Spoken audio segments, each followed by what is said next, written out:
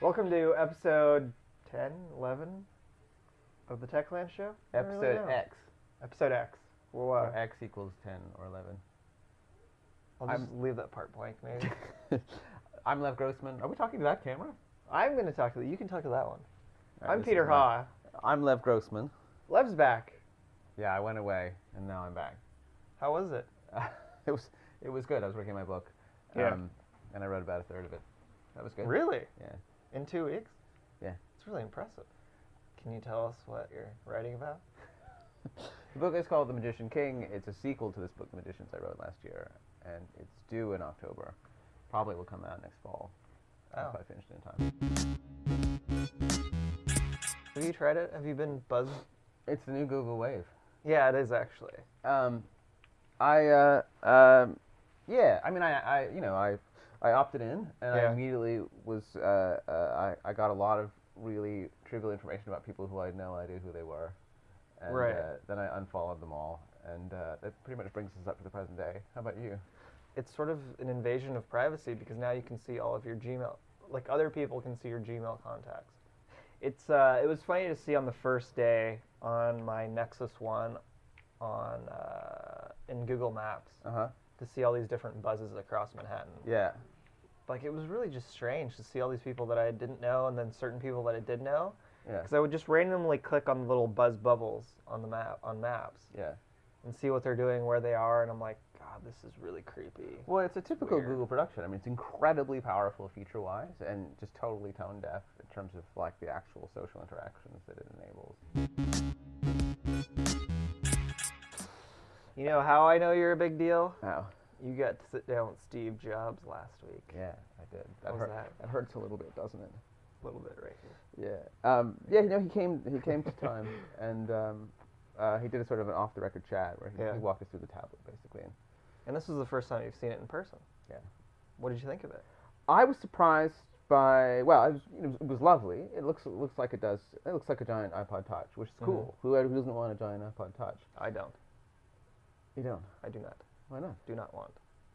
Well, it's going to destroy the Kindle. The book reading app was fantastic.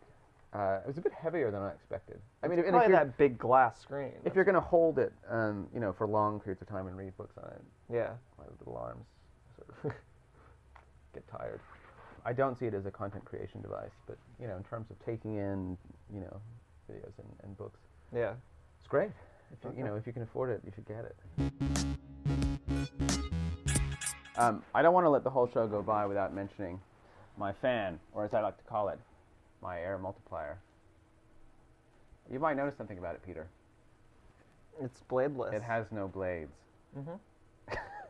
It's a new fan from Dyson, and I guess you turn it on, and it blows air, much like a fan, and yet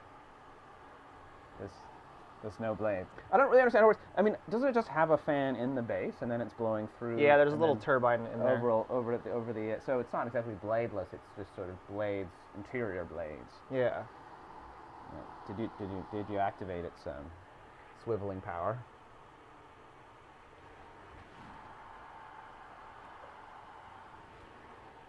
I didn't know it tilted. I actually kind of like it because I'm going to put it in my daughter's room, and it is a fan into which she cannot stick her little vulnerable fingers and have them cut off. But she can't do the Darth Vader voice. The Darth Vader voice. Didn't you ever stand in front of a fan and talk into it? It makes a Darth Vader voice? Yeah. You've never talked into a fan. No, I don't understand.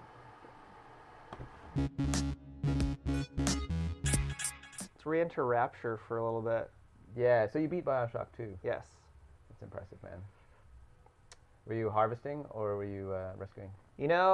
Without giving anything away, well, I think at this point everyone's purchased the game and they're playing it. Yeah. So it makes a bigger difference in this one whether you harvest or whether you rescue the little sisters. Really? Yes, I think so.